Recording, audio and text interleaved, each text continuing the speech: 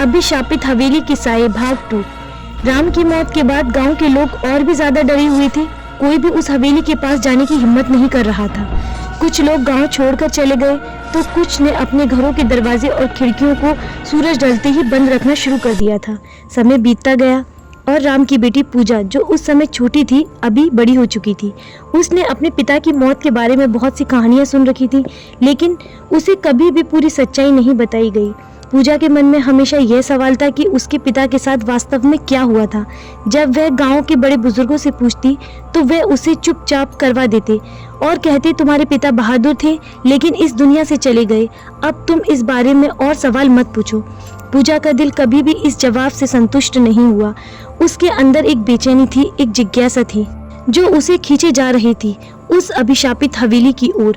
वह अपने पिता की मौत का सच जानना चाहती थी, चाहे इसके लिए उसे किसी भी हद तक जाना पड़े।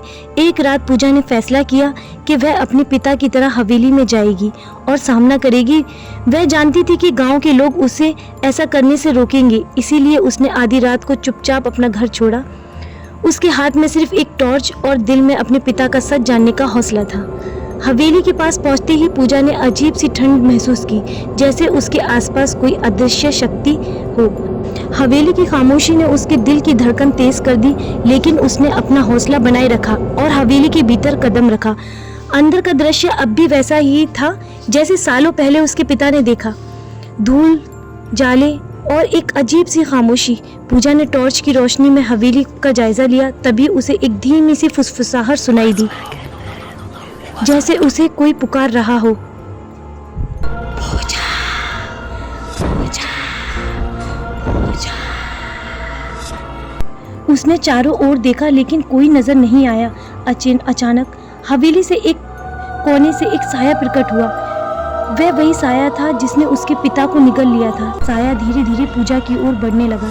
पूजा का दिल तेजी से धड़कने लगा, लेकिन उसने खुद को संभालते हुए साये से कहा, मैं यहाँ अपने पिता की सच्चाई जानने आई हूँ। मुझे बताओ कि उनके साथ क्या हुआ था।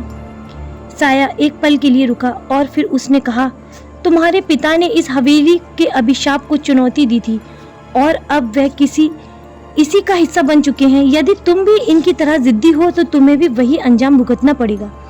पूजा ने साहस से जवाब दिया, अगर मेरे पिता यहाँ कैद हैं तो मैं इन्हें अभिशाप से मुक्त कराऊंगी, चाहे इसके लिए मुझे अपनी जान ही क्यों न देनी पड़ जाए। साया हंसने लगा।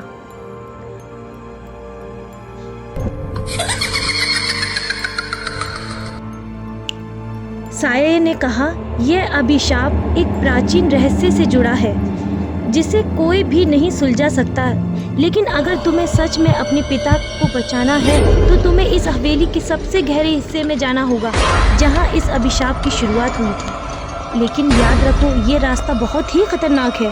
पूजा ने बिना हिचकिचाए कहा, मैं हर खतरे का सामना करने के लिए तैयार हूँ। मुझे बताओ कहाँ जाना है। साये ने हवेली के अंदर एक पुराने दरवाजे की ओर इशारा किया। यह दरवाजा इस हवेली के नीचे एक गुप्त तहखाने की ओर जाता था। वही वह शक्ति है जो इस अभिशाप को जीवित रखती है। अगर तुम उसे नष्ट कर सको तो तुम्हारे पिता की आत्मा मुक्त हो सकती है। पूजा ने गहरी सांस ली, उस दरवाजे की ओर बढ़ी। उसने दरवाजा खोला और अंदर कदम रखा। तहखाने में अंधेरा था और एक डरावनी खामोशी फैली हुई थी। पूजा ने धीरे धीरे नीचे उतरने लगी। हर कदम के साथ उसके दिल की धड़कन और तेज होती जा रही थी। जैसे जैसे वह तहखाने के गहरे हिस्से में बढ़ रही थी, एक अजीब सी आवाज़ें सुनाई देने लगीं।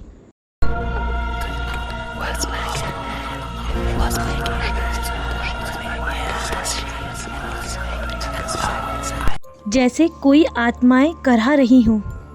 अचानक तहखाने के सबसे अंधेरे कोने में एक रोशनी प्रकट हुई। पूजा ने देखा कि वहाँ एक पुरानी किताब रखी हुई थी जिसे अजीब सी चमक घेरे हुई थी। साया फिर प्रकट हुआ और बोला, यह वही किताब है जिसमें इस अभिशाप का रहस्य छुपा है, लेकिन इसे छूने की कोशिश मत करना क्योंकि यह बहुत खतरनाक है। पूजा ने बिना डरे किताब की ओर कदम बढ़ाया और धीरे से किताब को उठाया और उसके पन्नों को पलटना शुरू कर दिया। जैसे ही उसने आखिरी पन्ना खोला, एक तेज रोशनी चमकी और पूरा तहखाना गूंज उठा। पूजा को एहसास हुआ कि यह वही में है। उसने उस किताब में छिपे मंत्र को जोर जोर से पढ़ना शुरू कर दिया।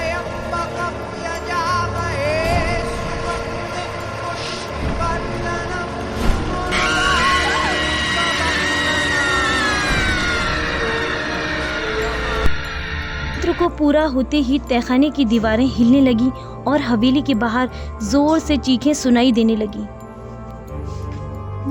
वह साया जिसने राम को निगला था दर्द से चीखने लगा। पूजा ने देखा कि उसकी आंखों के सामने हवेली की दीवारों पर फंसी आत्माएं धीरे धीरे मुक्त हो रही थीं और आखिरी में पूजा के सामने राम की आत्मा प्रकट हुई, जिसने मुस्कुराते हुए कहा, तुमने मुझे मुक्त कर दिया बेटी, अब मैं शांति से जा सकता हूँ। पूजा की आंखों में आंसू थे, लेकिन उसने मुस्कुराते हुए अपने पिता को विदा किया। हवेली अब धीरे धीरे ढहने लगी थी। पूजा ने जल्दी से तहखाने से बाहर निकलकर हवेली के पीछे छोड़ दिया। जब वह बाहर आई तो उसने देखा कि हवेली पूरी तरह से ध्वस्त हो चुकी थी और उसके साथ आने वाली पीढ़ियों को सुनाते हैं, लेकिन उसमें डर नहीं बल्कि पूजा की बहादुरी का संदेश देते हैं। इसी प्रकार कहानी का अंत हुआ। उम्मीद है कि आपको ये कहानी पसंद आई होगी। ऐसी ही मज़ेदार कहानियों के लिए सब्सक्राइब करें हमारा चैनल क्रिएचर ऑफ शैडो। हम आपके लिए हमेशा ही ऐसी हॉरर कहानियाँ लाते रहेंगे। तब तक के लिए बाय बाय।